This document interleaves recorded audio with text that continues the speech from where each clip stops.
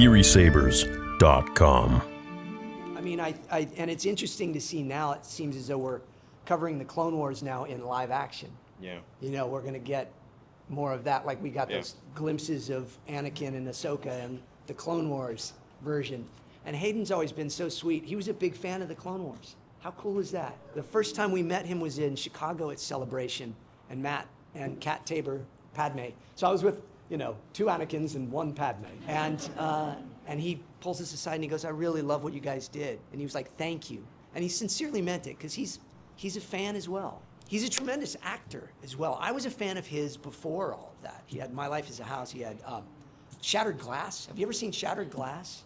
It's a phenomenal movie, and it's based on a true story. He's wonderful in it. So I'm glad he's getting, you know, his comeuppance in the right way. I think another reason he liked Clone Wars was because it really fleshed his character out for the film. Yeah, absolutely. A lot of people didn't understand, I feel like. You know, but anyways, did George ever talk about Underworld? Not around me. I'm sure he did with Dave Filoni. You know, so the way it would work is we'd be in the studio, and we recorded in Los Angeles, and then Dave would fly down, and he'd be on the phone behind the glass. We'd be in the booth. We'd be in a big booth all together. We all recorded together. And then Dave would be like, hang on.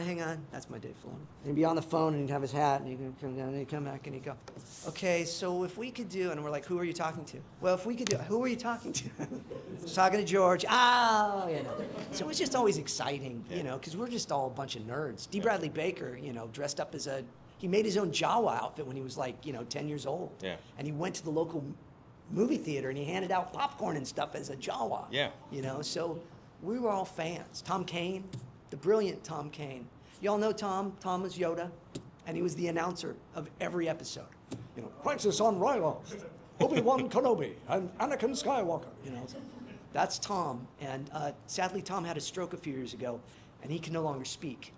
And it is, I'm going to start crying if I think about it. He's a truly wonderful man that loves Star Wars and is so passionate about it.